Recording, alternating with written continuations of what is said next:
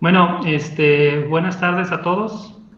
Gracias por venir otra vez a este seminario académico de la Unidad Académica de Física. En esta ocasión tenemos de invitado al doctor Óscar Ceballos Sánchez. Les voy a platicar un poquito de lo que el doctor ha hecho en su formación. El doctor es licenciado en Física de la Universidad Veracruzana del año 2008.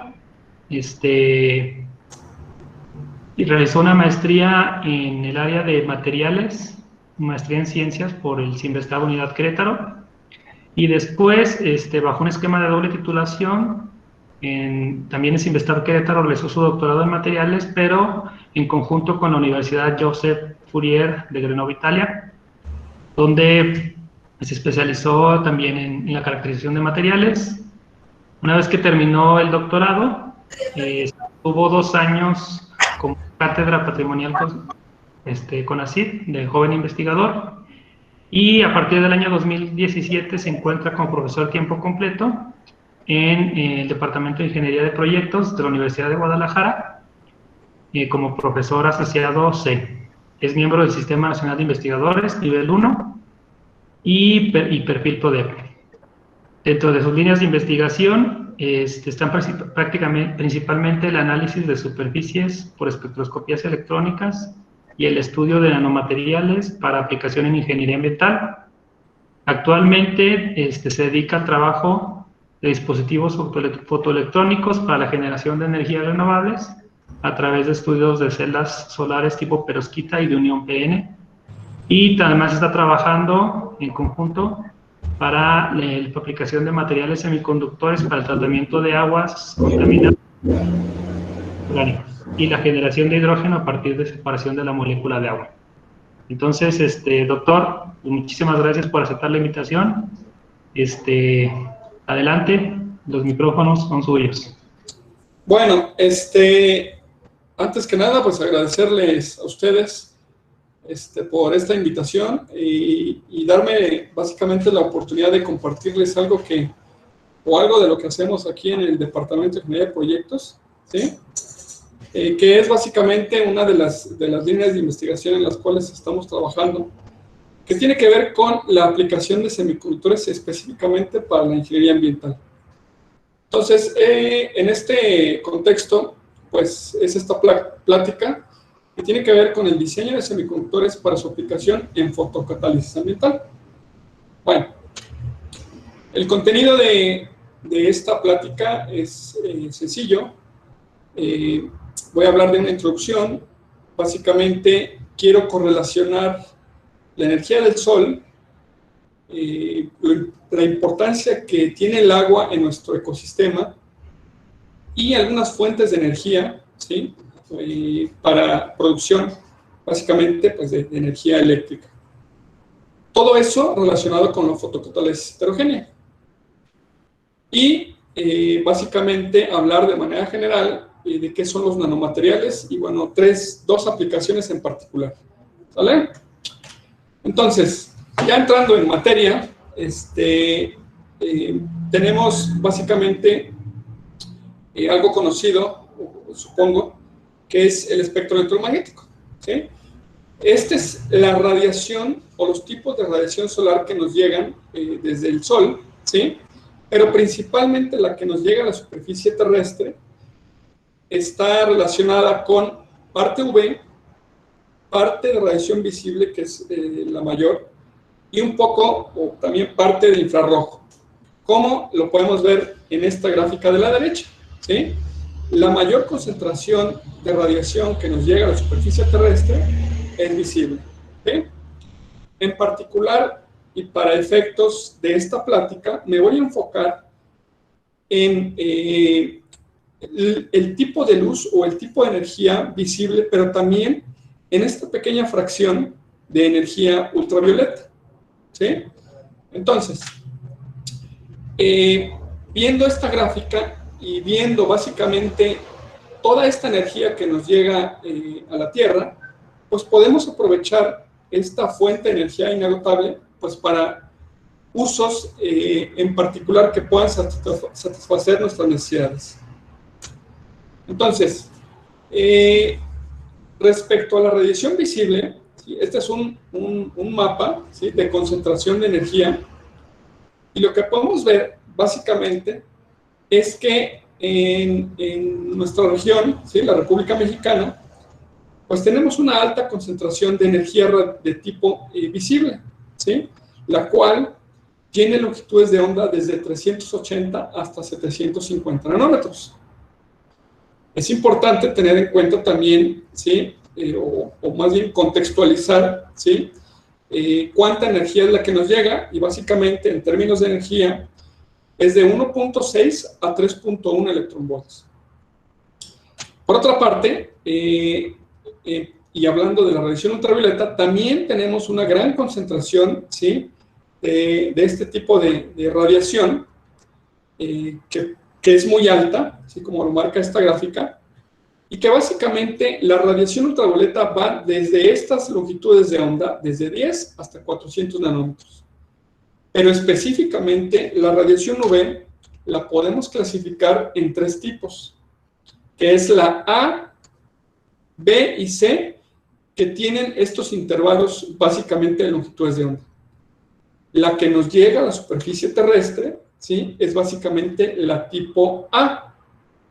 Y esta tipo A tiene, en términos de energía, ¿sí?, de 3.1 a 3.9 electronvolts. Esta es la razón por la cual la radiación ultravioleta pues es dañina, pues, para nuestra piel, ¿sí?, porque es muy energética. Bueno, pasando a otro tema, ¿sí?, ya en cuestión terrestre, ¿sí?, pues hablamos básicamente de la contaminación ambiental. Yo creo que la podemos clasificar en 3 tipos, que es agua, suelo y aire, ¿sí? Entonces, eso básicamente pues nos preocupa, ¿sí?, porque a partir de todo esto, ¿sí?, es que están surgiendo cambios climáticos, ¿sí?, cambios climáticos que afectan básicamente al ecosistema, ¿sí?, y por ello estamos sufriendo la extinción de algunos animales, la escasez de agua, ¿sí?, climas incluso extremos en regiones donde no necesariamente ocurrían. Entonces, tenemos que hacer conciencia básicamente de este tipo de contaminación o de estos tipos de contaminaciones, pero específicamente yo me voy a enfocar a la parte del agua, ¿sí?, a la parte de la contaminación del agua. Y en este contexto podemos identificar que principalmente el sector industrial, el sector agropecuario, ¿sí?, la actividad humana también como fuente principal de contaminación del agua, ¿sí?, y algunos aspectos de manera natural que también contribuyen a la contaminación, son fuentes básicamente de contaminación de este recurso hídrico, ¿sí? Por lo tanto, también nos tenemos que hacer la pregunta, ¿por qué es importante cuidar el agua? ¿Sí? Bueno, básicamente, si hacemos un pequeño recuento, ¿sí?, todos sabemos que el 70% de la superficie terrestre, ¿sí?, está cubierta por agua, pero solamente el 2.5 de este porcentaje representa agua dulce. Incluso, si nos vamos un poquito más minuciosos, solamente el 1%, ¿sí?, de este 2.5 está disponible para el consumo humano y el ecosistema. El resto está en aguas subterráneas o en glaciares. Ahora bien, ¿cómo es que repartimos este 1%? Bueno, básicamente el 85% es para uso industrial, ¿sí?, y solamente el 14%, más o menos, es para abastecimiento público. Entonces, tenemos justamente que hacer conciencia de lo importante que es el agua y básicamente de los factores que afectan a la calidad de esta, ¿sí? En términos generales, el agua, aparte de ser una fuente de vida, ¿sí?, también es una fuente de energía. Y esta diapositiva me va a permitir también vincularla con el tercer aspecto que quiero comentarles, que es la generación de energía, ¿sí? Entonces, la generación de energía, básicamente, hay muchas formas, ¿sí? Pero quiero destacar las energías renovables, ¿sí? Que básicamente son, de manera general, estos tipos, ¿sí? La geólica, la solar, la biomasa, ¿sí? Las cuales nos permiten generar energía eléctrica, ¿sí? Pero también, a partir de este tipo de energías renovables, pues también podemos producir algo tan fundamental y tan abundante, ¿sí? Como lo es el hidrógeno. Y el hidrógeno está catalogado, ¿sí? Básicamente como una fuente de energía limpia y sustentable. ¿Por qué? Bueno, nada más para ponerlos en contexto, ¿sí? 1 kilogramo de hidrógeno es mucho más energético, al menos 3 veces más energético que, por ejemplo, la gasolina o incluso el gas natural. Su impacto ambiental es básicamente nulo, ¿sí? Por lo tanto, el hidrógeno básicamente lo podemos pensar como la fuente de energía del futuro, ¿sí? Es por ello que tenemos que pensar en varios aspectos. Primero, ¿cuál forma es de alguna manera la mejor y la más rentable para producir hidrógeno, ¿sí? Y la que nos dé esa opción de no contaminar al medio ambiente, ¿sí? Bueno, entonces, de esos 3 aspectos, el sol, el agua, ¿sí? El agua contaminada principalmente por compuestos orgánicos, y la energía, que básicamente la produciríamos a partir del hidrógeno, y principalmente a partir de algo tan fundamental como es el agua, ¿sí? Todo eso, todos esos 3 aspectos los quiero englobar en esto que se le vamos a llamar fotocatálisis heterogénea, ¿sí? Entonces, con la fotocatálisis heterogénea podemos hacer tratamiento de aguas contaminadas, pero específicamente de compuestos orgánicos, ¿sí? El agua puede estar contaminada por diferentes aspectos, ¿sí? Generalmente los tratamientos tradicionales son los que nos permiten descontaminar o sustraer del agua gran parte de los contaminantes, pero hay algunos que le vamos a llamar persistentes, ¿sí? Y básicamente esos compuestos orgánicos persistentes son los que no necesariamente las tratadoras, ¿sí? Se pueden deshacer, ¿sí? Incluso al 100%, ¿sí? Como por ejemplo los colorantes que desechan la industria textil, ¿sí? Incluso los medicamentos que hasta hace poco fueron considerados como contaminantes emergentes, ¿sí? El hecho de tomarnos a lo mejor una pastilla, ingerirla y después evacuarla, ¿sí? Al final de cuentas todo eso contribuye a la contaminación del agua. Y por el otro caso, tenemos la fotocatálisis heterogénea, ¿sí? Donde vamos a utilizar también la energía del sol para separar la molécula de agua, ¿sí? ¿Cómo? Utilizando un material semiconductor en ambos casos. Entonces, desmembrando la fotocatálisis heterogénea, ¿sí? Podemos decir que se compone de 3 aspectos fundamentales que tienen que ver con el uso de un semiconductor, el uso de una fuente de luz solar, ¿sí? Y obviamente el medio. El medio, si lo queremos para degradación de compuestos orgánicos, ¿sí? Pues va a ser el colorante, ¿sí? O el agua contaminada. En el caso de que lo queramos para producir hidrógeno, pues básicamente es simplemente agua, ¿sí? Y en este sentido, si consideramos que queremos producir hidrógeno, el fenómeno por el cual se lleva a cabo la fotocatálisis heterogénea en ambos casos es muy sencillo, y es el siguiente. Básicamente tenemos una fuente de luz, ¿sí? Esta, que le irradiamos en el semiconductor inmerso en el medio acuoso, ¿sí? Este semiconductor es fotosensible, y básicamente lo que pasa cuando la energía de la fuente es mayor que el ancho de banda prohibida, lo que pasa es que se excitan electrones desde la banda de valencia a la banda de conducción. Para ello, formamos pares electrón hueco.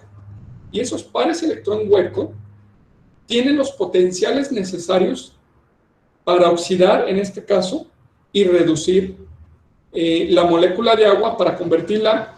Los huecos lo que hacen es oxidar la molécula de agua y producir hidrógeno y estos protones hidrógeno. Y los electrones, ¿sí?, utilizan esos protones para reducirlos y convertirlos a hidrógeno molecular, ¿sí? En el caso de la degradación de compuestos orgánicos, pasa exactamente lo mismo. La energía del Sol es absorbida por el semiconductor. Este semiconductor genera pares electrón hueco, pero en este caso, ¿sí?, los huecos generan radicales hidroxilo, ¿sí?, y en el otro, los electrones generan también radicales superóxidos. Estas especies son altamente oxidantes y reductoras, capaces básicamente de degradar compuestos orgánicos como en general casi cualquier molécula, ¿sale? Entonces, bajo ese contexto, ¿sí?, nosotros podemos utilizar la fotocatálisis heterogénea, por una parte, para producir energía, ¿sí?, a partir de la separación de la molécula de agua y producir hidrógeno, y por el otro aspecto, ¿sí?, degradar, ¿sí?, o hacer tratamientos de aguas contaminadas por compuestos orgánicos, ¿vale? Entonces, ¿cuál es la regla? Básicamente, o más bien, ¿cuáles son los fenómenos que pasan cuando los portadores de carga, ¿sí?, son generados? Bueno, podemos tener este fenómeno que les decía, que se generan los pares electrón hueco desde la banda de valencia a la banda de conducción. En este caso, los electrones se quedan en la banda de conducción y los huecos en la banda de valencia, en ambos casos. ¿Pero qué pasa con esos pares electrón hueco? Bueno, una vez que sucedió que el fotón fue absorbido, ¿sí?, se generan pares electrón hueco, como este electrón y este hueco, y lo que puede pasar, ¿sí?, para que se lleve a cabo esa reacción de óxido-reducción es que el electrón tiene que viajar a la superficie, ¿sí?, para llevar a cabo la reacción de reducción, y el hueco para llevar a cabo la reacción de oxidación. Pero en este transcurso, lo que puede pasar es, uno, que el electrón la libre, tanto el electrón como el hueco la libren y lleguen a la superficie, y en esta superficie finalmente se recombinen, por lo tanto no van a contribuir, ¿sí?, a las reacciones óxido-reducción. Segundo, que el electrón durante su viaje a través del bulto también se recombine junto con el hueco. Entonces, estos dos fenómenos no contribuyen, porque hay recombinación de portadores de carga. Donde sí contribuyen es cuando el electrón viaja a la superficie y el hueco viaja a la superficie para oxidar en este caso y reducir. Todas las reacciones óxido-reducción se llevan a cabo en la superficie del semiconductor, ¿sí? Por eso es importante conocer las características superficiales, ¿sí?, por una parte, las características estructurales, ¿sí?, que incluso algunos defectos son los que pueden contribuir a esta recombinación de portadores de carga, ¿vale? Entonces, ¿cómo podemos básicamente identificar si estamos diseñando un semiconductor de manera correcta o estamos teniendo un semiconductor que para tales efectos de fotocatálisis heterogénea se está recombinando? Bueno, pues al menos podemos estudiarlo a partir de espectroscopía de fluorescencia, donde la intensidad de la señal, ¿sí?, está relacionada básicamente con la velocidad de recombinación de los portadores de carga, y por otra parte, a través de técnicas de electroquímica y básicamente curvas de fotocorriente, ¿vale? Entonces, son dos de las formas que podemos identificar estos procesos de recombinación, ¿sale?, que no queremos.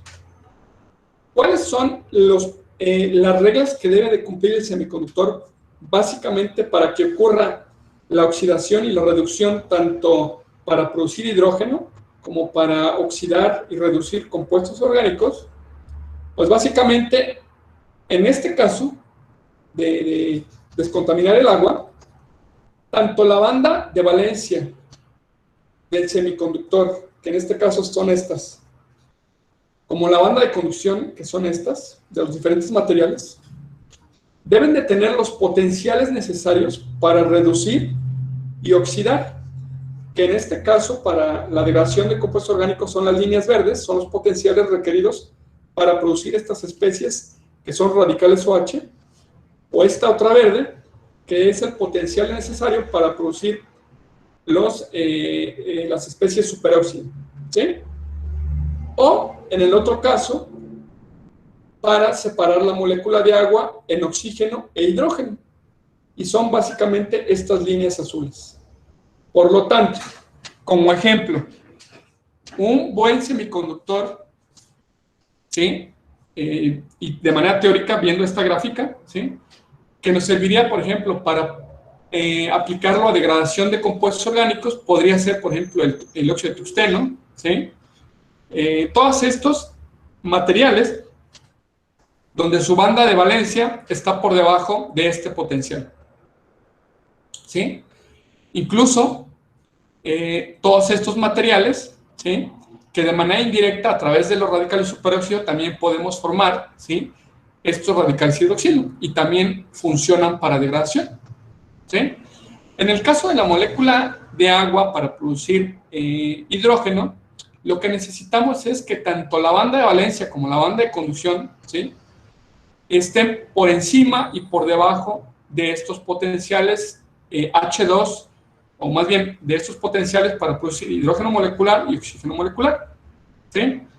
Entonces, eso de alguna manera nos asegura que la reacción se está llevando a cabo de manera tal cual como es el fenómeno de separación de la molécula de agua, ¿vale?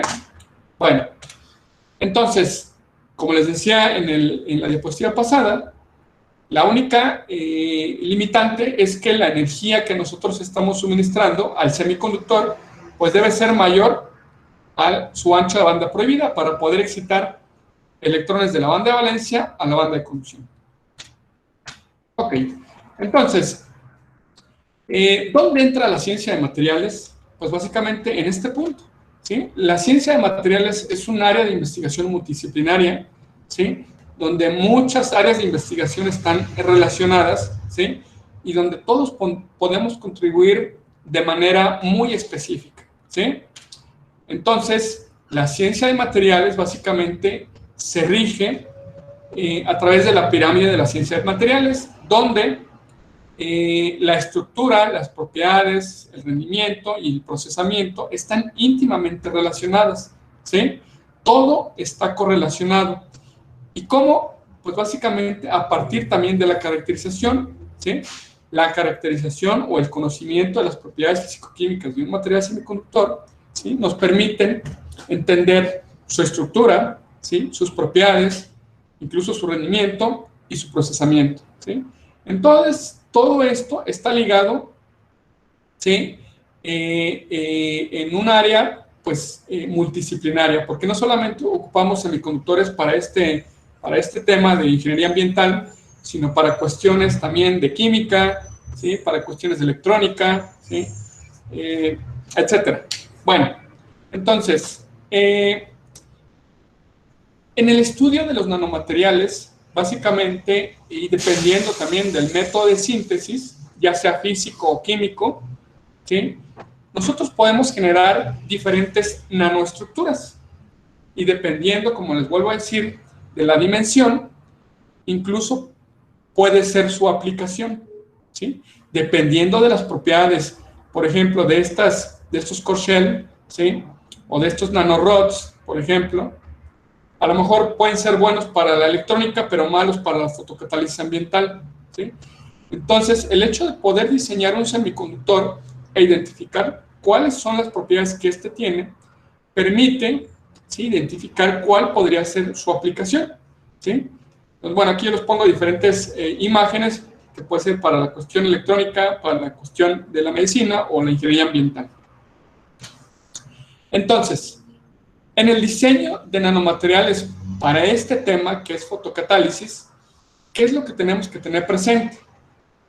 Principalmente, y no es como una regla, ¿no? Sino al menos es lo que yo veo, que deben de ser fotoactivos, ¿sí? Tanto en la región ultravioleta como en la región visible. ¿Por qué? Bueno, porque al inicio les mostré que gran parte de la radiación solar que nos llega a la superficie terrestre es de este tipo, ¿vale? Que básicamente deben de tener una estructura libre de defectos, ¿sí? Porque está reportado, ¿sí?, que los defectos como vacancias, ¿sí?, o intersticios pueden actuar como centros de recombinación, ¿sí? Incluso las fronteras de grano se pueden asociar también como centros de recombinación, ¿sí? Entonces, es jugar básicamente con la estructura cristalina dependiendo del material semiconductor. Deben de tener una buena estabilidad fotoquímica en solución acuosa, porque suele pasar, ¿sí?, que tenemos el semiconductor, podemos asegurarnos a través de difracción de rayos X que tenemos la fase, pero cuando hacemos la prueba fotocatalítica, en este caso, dispersamos el semiconductor o el polvo en el medio acuoso, puede ser agua, puede ser el colorante, y lo volvemos a analizar en difracción de rayos X, lo que puede pasar es que pues cambió su estructura. Entonces, para efectos de estudio, lo que queremos es un material, ¿sí?, lo más estable posible o necesariamente estable para saber cómo está actuando y qué fenómenos están interviniendo, y con ello poder explicar, ¿sí?, el fenómeno de fotocatálisis ambiental que se está llevando a cabo en el semiconductor. Un pequeño tamaño de partícula, ¿sí?, que también eso evita básicamente fronteras de grano, ¿sí?, una buena área superficial que también está relacionado con el tamaño de partícula, y los sitios activos que, como les decía, si nosotros tenemos una superficie pasivada, ¿sí?, que no permite llevar a cabo estas reacciones oxidorreducción, pues nuestra actividad fotocatalítica se va a ver disminuida, ¿sí?, por la pasivación de la superficie, ¿sí? De hecho, hay varios aspectos que nos permiten mejorar, ¿sí?, la calidad de la superficie, como les digo aquí, como les muestro aquí. O sea, realmente los electrones viajan a la superficie del semiconductor y es ahí donde llevan a cabo la reacción óxido-reducción. Bueno, ¿cuáles han sido algunas de las estrategias, ¿sí?, que se han optado para mejorar el rendimiento fotocatalítico de los materiales? Bueno, pues lo típico, hasta cierto punto normal, jugar con cuestiones del método, ¿sí?, y eso nos permite variar la morfología, ¿sí?, o la estructura cristalina, ¿sí? Mismo material, diferente estructura cristalina, ¿vale? ¿Y eso de qué depende? Del método por el cual incluso se sintetizó, ¿vale? Hay veces que el mismo método, variando un parámetro de síntesis, nos permite modificar esta morfología, por ejemplo el pH, ¿sí? Pero de manera general hay métodos químicos que ya uno puede identificar qué tipo de morfología podemos obtener. Por otra parte, el diseño de un composito, ¿sí?, en este caso, utilizar diferentes semiconductores permite aprovechar un intervalo más amplio de luz. Por ejemplo, este es un espectro de absorción, ¿sí?, donde tenemos parte de la radiación ultravioleta por aquí y radiación visible. Si solamente utilizáramos óxido de zinc, pues nuestro material absorbería desde 380 más o menos hacia abajo, ¿sí?, hacia la izquierda. Incluso el nitruro de galio también anda por ahí. Vamos a pensar que en 400. Si mezclamos los dos, ¿sí?, lo que podemos ver es que dependiendo de la concentración de zinc, ampliamos ese intervalo de absorción de luz visible y nos permite básicamente poder aprovechar esta mayor cantidad de luz y por lo tanto generar una mayor cantidad de portadores de electrón hueco. Ahora bien, no necesariamente, también tiene que quedar claro que el hecho de incrementar el intervalo me asegura al 100% que voy a producir más portadores de carga. Bueno, no necesariamente, ¿sí? Por otra parte, dopar el semiconductor también puede crear efectos como la disminución del intervalo de banda prohibida, como es este caso, ¿sí? Que se está hasta aquí, hasta este punto, incluso dopando, pero en este otro caso ya no es un dopaje, ¿sí? O sea, ya no se está sustituyendo vamos a pensar que el zinc sustituye al nitrógeno, por ejemplo, en esta estructura de nitro de galio, por ejemplo. Pero en este otro caso ya se está formando al 21%, se está formando un composito que puede ser óxido de zinc mezclado con nitro de galio. En el otro caso, sí, también está el aspecto de poder decorar el fotocatalizador o el semiconductor, ¿sí? Con un metal, ¿sí? Entonces, en este caso es un nanorod de óxido de zinc decorado con nanopartículas de níquel. Generalmente los metales tienden a ser buenos captadores o atrapadores de electrones, ¿sí?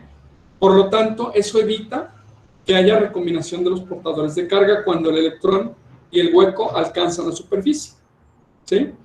Bueno, y lo más importante, pues jugar con los sistemas de heterunión semiconductor-semiconductor o metal-semiconductor. Principalmente si hablamos o si pensamos en un sistema de heterunión, lo que básicamente tenemos que tener en cuenta es cómo es que quedan tanto la banda de conducción y de valencia, ¿sí? Del semiconductor A con respecto a las del semiconductor B. Y en este caso pueden ser de tres tipos. Que las bandas de uno queden entre las bandas del otro, ¿sí? Del B en las bandas del A, puede ser escalonado o incluso totalmente las bandas de uno por abajo del otro, ¿vale? ¿Qué nos va a permitir esto?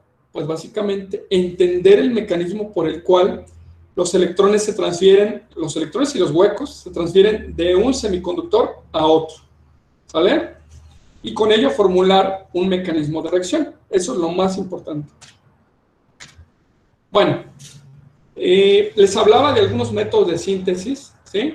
Y básicamente en este tema son, por ejemplo, varios los que podemos abordar, ¿sí? Como por ejemplo sol gel, combustión, hidrotermal, sales fundidas, precipitación, baño químico, estado sólido. Todos estos podemos obtener tanto polvos como películas. Bueno, incluso, o generalmente ambos materiales, ¿sí? Ambos materiales incluso pueden ser aplicados a la fotocatálisis ambiental.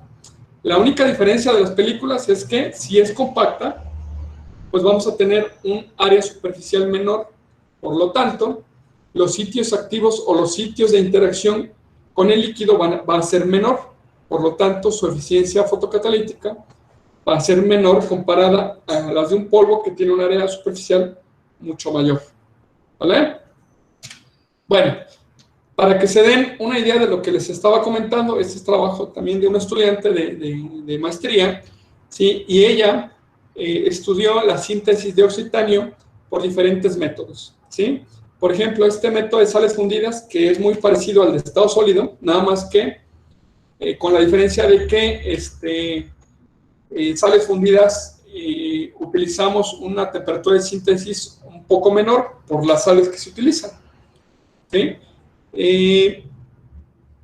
Incluso, aunque sea menor, estamos hablando de 800 grados para arriba, ¿sí?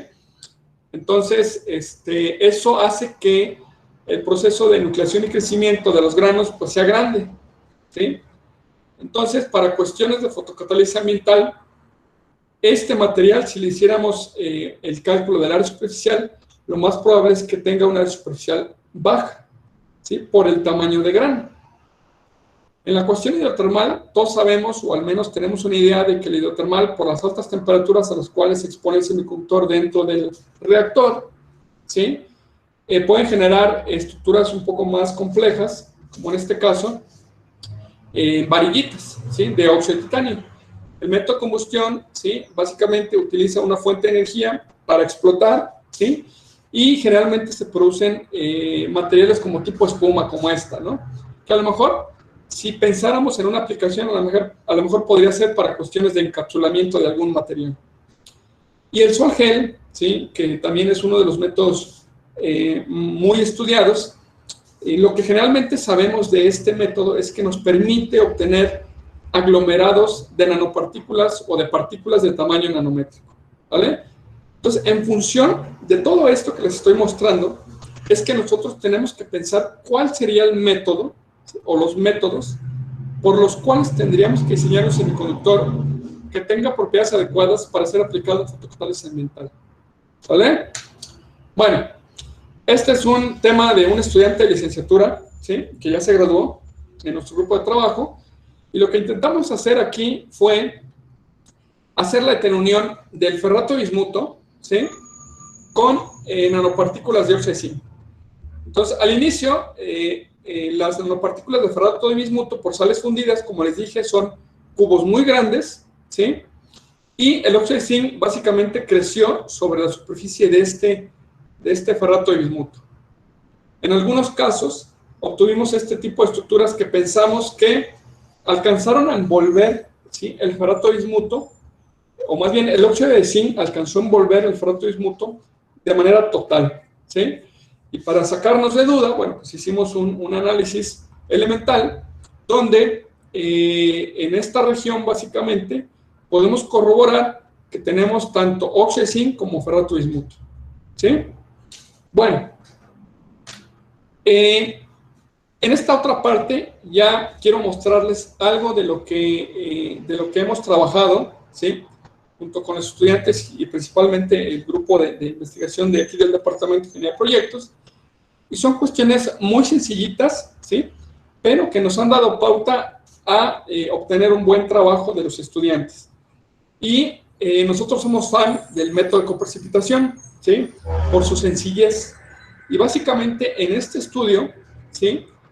Sintetizamos nanopartículas de selenuro de zinc para la degradación de contaminantes y la producción de hidrógeno. Le dimos las dos aplicaciones. Este método consiste básicamente en partir de los precursores, ¿sí? En este caso de zinc y de selenio, mezclarlos y agregar un agente precipitante para obtener, ¿sí? El polvo después de un proceso de secado. En este punto nosotros variamos la concentración de selenio, ¿vale? Bueno, ¿qué es lo que obtenemos?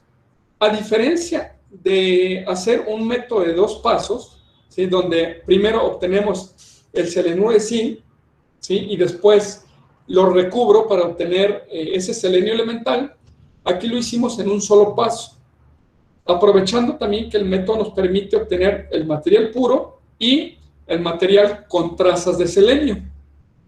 Como les dije, los metales, ¿sí? O algún tipo de elemento que tenga un cierto tipo de configuración, nos permite básicamente incrementar esa actividad fotocatalítica por la separación de los portadores de carga. Entonces, en este caso variamos la concentración de selenio, ¿sí? Y agregamos un pequeño exceso para producir este difractograma o este material, ¿sí? Básicamente, lo padre de este método es que obtenemos aglomerados de partículas nanométricas, ¿sí? Donde podemos ver que el tamaño del cristalito, ¿sí? Básicamente ronda entre los 4 a 6 nanómetros, ¿sale? Eso asegura básicamente una alta área superficial y ahorita vamos a ver de cuánto es. Dentro de las propiedades ópticas, ¿sí? El selenuro de zinc tiene una ancha banda prohibida de 2.7 electronvolts.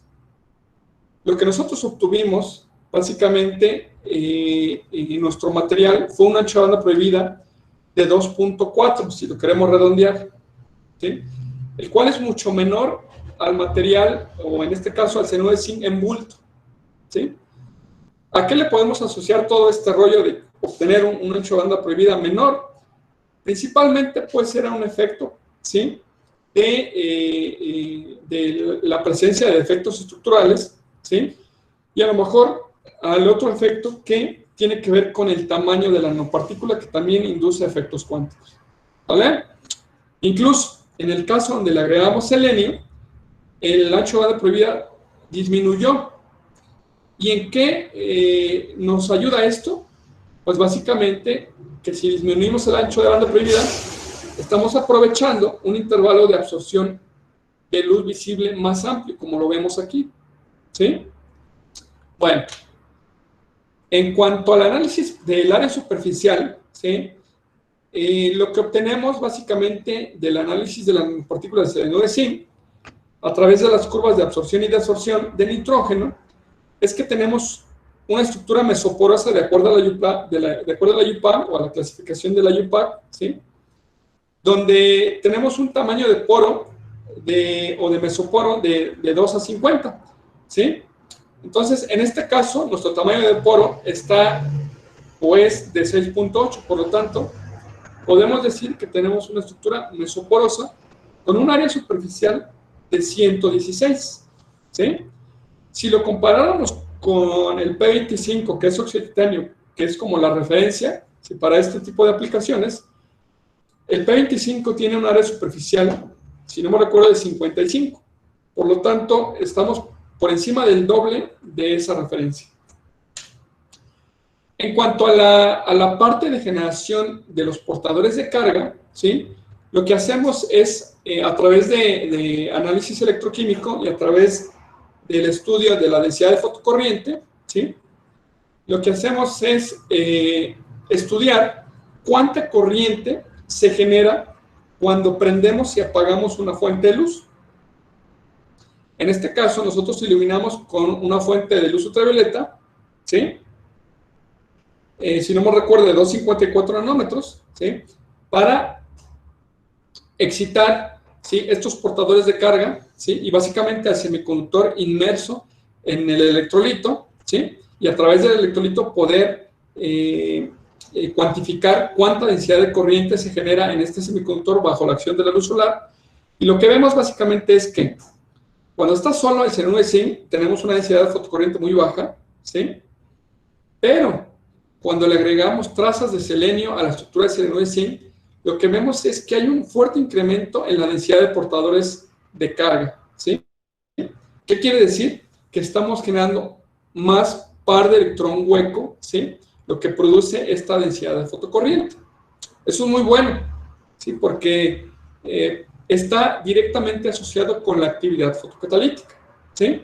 Bueno, en cuanto a la aplicación de este material, se lo dimos en estas dos vertientes, que es la degradación de contaminantes, que es, en este caso, esta gráfica, ¿sí?, donde, a lo mejor aquí me faltó mostrarles el experimento, pero básicamente imagínense que tenemos un colorante en un vaso, ¿sí?, no necesariamente es así, pero para cuestiones de ejemplificación, un vaso donde dispersamos cierta cantidad de catalizador, que generalmente es 0.5, o dependiendo del volumen también, 0.2 gramos para 200 mililitros, ¿sí?, y lo exponemos a un proceso de equilibrio, de absorción y desorción, en oscuro totalmente, para cuestión de degradación de compuestos orgánicos. En este utilizamos como fuente, o más bien como colorante de prueba, rodamina B, ¿sí?, a 5 partes por millón. Entonces, en este proceso de absorción y desorción, lo que vimos es que a los 60 minutos en oscuro, pues ya había, pues no sé si decirlo así tal cual, o no sé si están relacionados con los conceptos, absorbido el 40%, ¿no? Más casi el 70%, ¿sí? Entonces, pues no necesariamente es un efecto fotocatalítico, porque todavía no hemos prendido la luz, que es de este lado. ¿Qué quiere decir en este punto? Que hubo un efecto de absorción, ¿sí?, donde las moléculas básicamente se absorbieron sobre la superficie del catalizador, y eso, para efectos de este proceso, no necesariamente es lo que queremos, ¿sí? Queremos absorber, nosotros queremos descomponer la molécula, ¿sí? Por ejemplo, está el tema de la absorción de metales pesados. Y en ese proceso de descontaminación también del agua, ese fenómeno de absorción es el que principalmente predomina en los materiales que se utilizan, ¿sí? Para ese proceso de absorción. Bueno, para no hacerles el cuento largo, cuando le agregamos trazas de selenio, ¿sí? Básicamente sufre un proceso de equilibrio, ¿sí? Hasta cierto punto normal, ¿sí? No pasó nada, y ya cuando prendemos la luz, vemos que efectivamente se está llevando a cabo las reacciones de óxido-reducción, ¿sí? Y a los 180 minutos, pues básicamente tenemos casi el 80% del colorante degradado totalmente. A lo mejor me faltó ponerles imágenes de cómo se veía el colorante, que generalmente es de color rosita, ¿sí? Es un agua como ¿qué será? De melón, ¿sí? Es rosita. Y después de este tratamiento queda totalmente transparente, ¿sí? Bueno, en el caso de la producción de hidrógeno, la prueba es muy sencilla. Igual agregamos o añadimos a ese vaso simplemente agua desionizada, ¿sí? Añadimos el catalizador y en ambos casos debe estar en agitación, porque si no el catalizador se precipita al fondo del vasito, ¿sí? Prendemos la luz, que en este caso fue, si no mal recuerdo, radiación UV también, ¿sí? Y en este caso también vemos que se está llevando a cabo la producción de hidrógeno y básicamente donde tuvimos una mayor producción de hidrógeno fue cuando se le añadieron las trazas de selenio, ¿vale? Bueno, entonces ese fue un ejemplo básicamente de nanopartículas de selenio de zinc en ambas aplicaciones, tanto para producción de hidrógeno como para degradación de contaminantes. En este caso, la degradación la vamos monitoreando utilizando la espectroscopía UV-Vis, ¿sí? Donde vemos básicamente el espectro de absorción, ¿sí? Y en este caso, la producción de hidrógeno, utilizamos un cromatógrafo de gases, ¿sí? Donde realmente nuestro reactor está aislado, ¿sí? Del medio ambiente, ¿sí? Incluso al inicio se purga para expulsar todo el oxígeno que hay, se purga con nitrógeno, se aísla y se empieza a cuantificar, ¿sí? Tanto el oxígeno como el hidrógeno molecular producidos, ¿vale? Bueno, por otro caso, y ya para terminar de manera rapidita, nosotros también estudiamos nanopartículas de óxido de titanio dopadas con nitrógeno, ¿sí? Y también, como les digo, somos fan del método de coprecipitación, y en este caso variamos la concentración de nitrógeno a partir del ácido nítrico, ¿sí? Y también jugamos con el efecto de la temperatura de calcinación. Vamos a hago bolas. Básicamente lo que confirman aquí es que pues, tenemos óxido de titanio, ¿sí? Y específicamente a esta concentración y para esta variación de temperaturas, lo que podemos observar, a diferencia de estos tres estudios, ¿sí? Donde se varía la concentración de ácido nítrico al 10, al 20, al 30 y al 40, ¿sí? Es que para esta concentración aparece rutilo. Rutilo desde 300 grados, ¿sale? Bueno, el estudio de esos difractogramas o el resumen de esos difractogramas, pues básicamente es esta gráfica, ¿sí? Donde podemos ver que a 40 mililitros, ¿sí? De ácido nítrico, obtenemos el tamaño de cristalita menor. Hicimos también pruebas texturales, que en este caso nos sirven para calcular el área superficial, y también obtenemos una estructura mesoporosa, ¿sí? Con una distribución de poro de entre 4 y 10 nanómetros, que es consistente con el tamaño de cristalito de entre 10 más o menos y 5 nanómetros, ¿vale? Entonces, en esas dos, palomita. En cuanto a las propiedades ópticas del óxido de titanio dopado con nitrógeno, también lo que podemos percibir es que la de 40, ¿sí? mililitros de ácido nítrico, variando la temperatura, lo que podemos ver es básicamente que para esta corrida, el ancho de banda prohibida tiende a disminuir. ¿Sí? Bueno.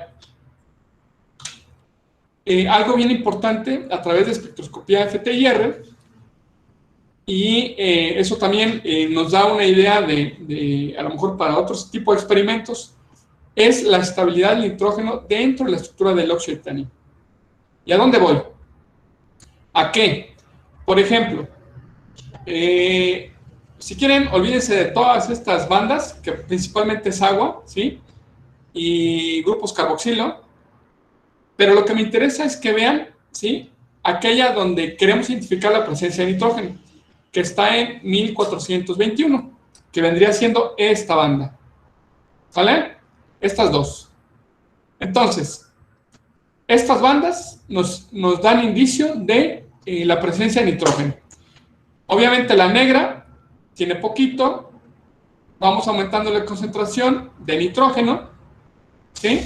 A 100 grados centígrados, que es relativamente baja la temperatura, y aumenta esa banda.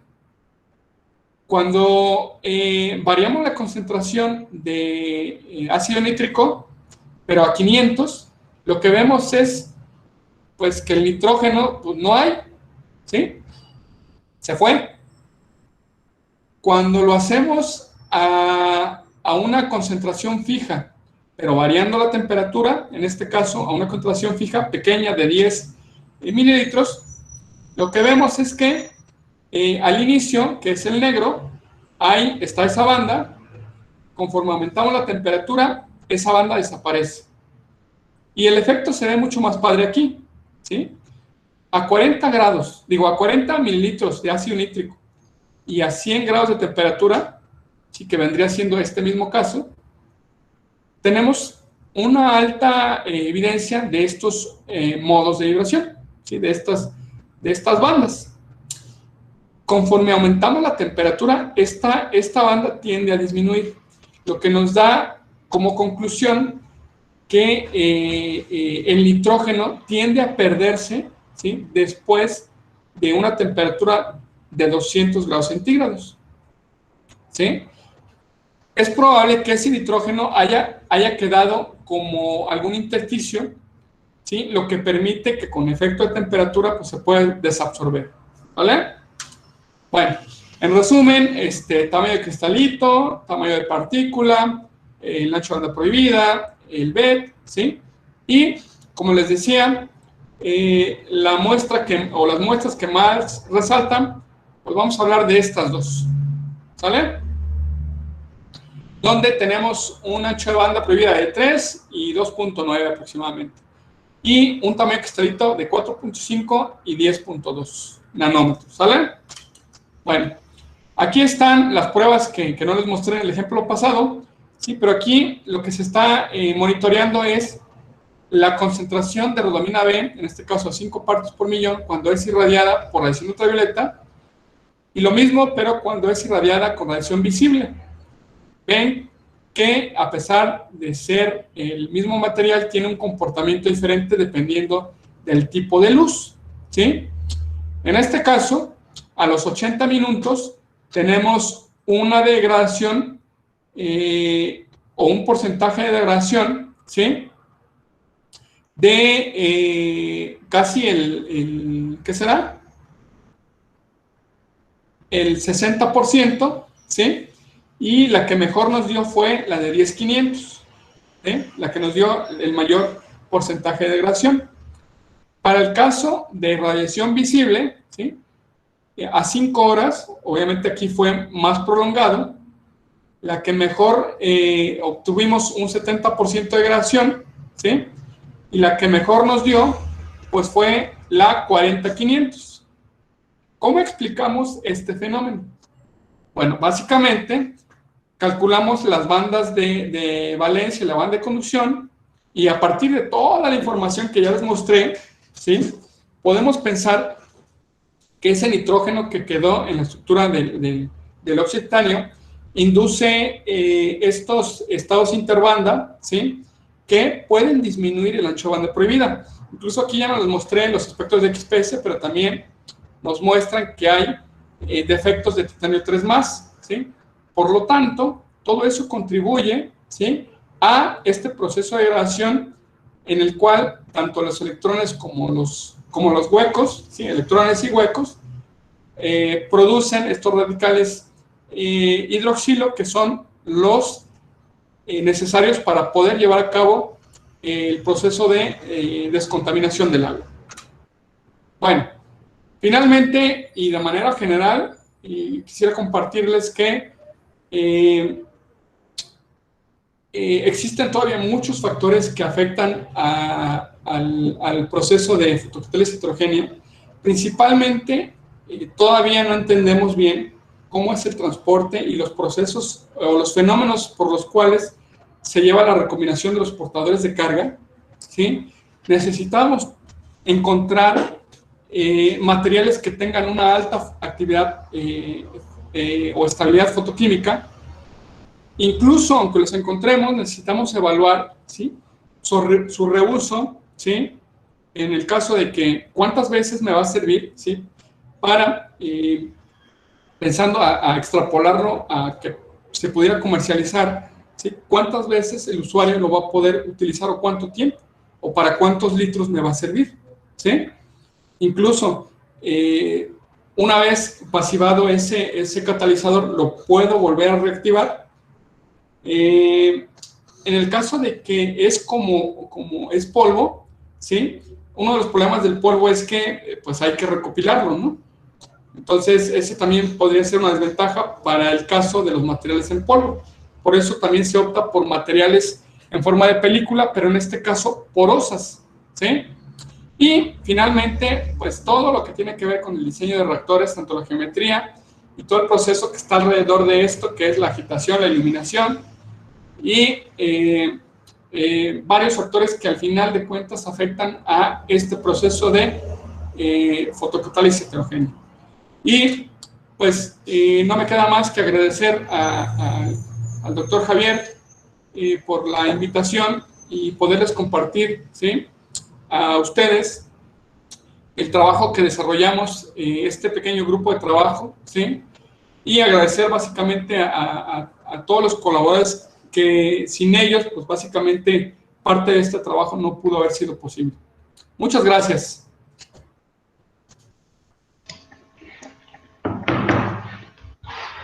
Muchas gracias, doctor. Bueno, una plática bastante nutrida, con muchos resultados. Tenemos tiempo para una o dos preguntas. No sé si alguien quisiera preguntar algo aquí al doctor. Sin pena, sin pena.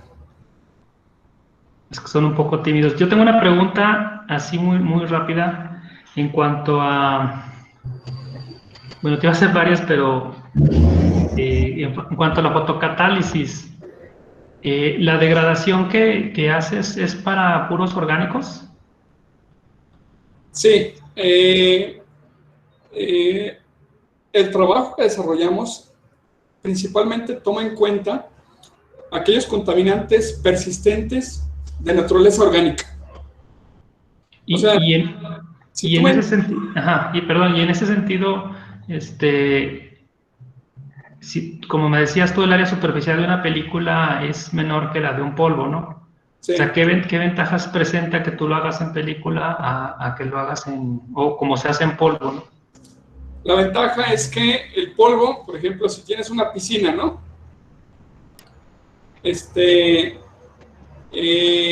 Imagínate que estás en la planta tratadora, ¿no? Y tienes una piscina de agua contaminada. Y pues lo que tendrías que hacer, si lo pensaras en polvo, o al menos si lo pensáramos en forma de polvo como tal, pues sería literalmente aventar el polvo, ¿sí?, a la piscina, ¿sí?, y tener ahí a lo mejor un medio que lo pueda dispersar. Y después, pues, para recuperarlo, básicamente, pues tendrías que hacer pues todo un show ahí, ¿no? Lo que se piensa, básicamente, para este tipo de materiales en polvo es soportarlos en algún tipo de membrana, ¿sí? Entonces, la membrana, pues básicamente te ayuda, ¿sí?, a que ese polvo, pues ya no esté disperso, ¿sí?, ya no se suspenda, ¿sí? Y la ventaja es que la membrana la puede retirar o sumergir sin ningún problema. Ese sería el comparable al de una película porosa, ¿sí? Donde sin problema puedes tener tu panel de la película, ¿sí? La pones al fondo si quieres de la piscina y que le pegue todo el día la radiación solar, ¿sí? Y va a estar haciendo su trabajo. Ok. ¿Alguna pregunta? Jóvenes, Oscar, ¿y la película sufre degradación, su sí, material? es lo que te decía.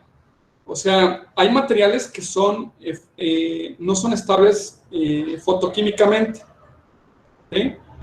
Entonces, hay materiales que si tú los pruebas en el proceso de degradación o incluso en el proceso de generación de hidrógeno, ¿sí? O sea, tal cual agua y luz, tienden a modificar su estructura cristalina, ¿sí? Entonces, tú buscas materiales que sean estables. ¿Y cómo sabes? Bueno, después de la prueba lo recopilas, ¿sí? Lo centrifugas, lo filtras como sea, y pues lo llevas a rayos X para saber si tienes esa estabilidad química que buscas, ¿no? Y realmente, que si lo piensas para una cuestión ya siendo muy optimistas, que quieras innovar, ¿sí? O llevar hacia un desarrollo tecnológico tu proyecto, que lo puedas comercializar, como te digo, y que al menos tenga ese tiempo de vida pues prolongado, ¿no? Que al menos sea comparable o incluso competitivo con lo que ya está en el mercado. O sea, muchos de nosotros conocemos el carbón activado, ¿no? Que está en filtros de agua potable, ¿no? Que ponemos ahí en las llaves. Entonces, ese filtro de carbón activado pues realmente es algo muy similar, ¿sí? A lo que nosotros estaríamos proponiendo. La diferencia es que ese carbón activado, bueno, tiene una función muy específica para captar cierto tipo de contaminantes. Ya. Muy bien, pues si no hay preguntas, los invito a que, si gustan, pueden contactar aquí al doctor Ceballos. Por ahí puso su correo a lo largo de la plática. No sé, doctor, si quisiera decir algo para terminar. Pues básicamente yo digo que algunos de los objetivos principales de este tipo de sesiones es sí compartirles lo que nosotros hacemos y por qué no crear esos vínculos tanto con los profesores o como con los estudiantes, ¿no? Entonces la idea básicamente de este tipo de seminarios es que ustedes de alguna manera, estudiantes, se interesen, ¿sí? En nuestros trabajos y si les interesa en particular el trabajo que desarrollamos en la Universidad de Guadalajara, pues sin ningún problema nos pueden contactar, ¿sí? Y les podemos dar un poco más de información. Muy bien, doctor, pues muchísimas gracias por estar aquí. Muchas gracias a todos los que asistieron. Igual los invitamos para la próxima semana en el siguiente seminario y que tengan una buena tarde, que estén muy bien. Hasta luego. Hasta luego, doctor.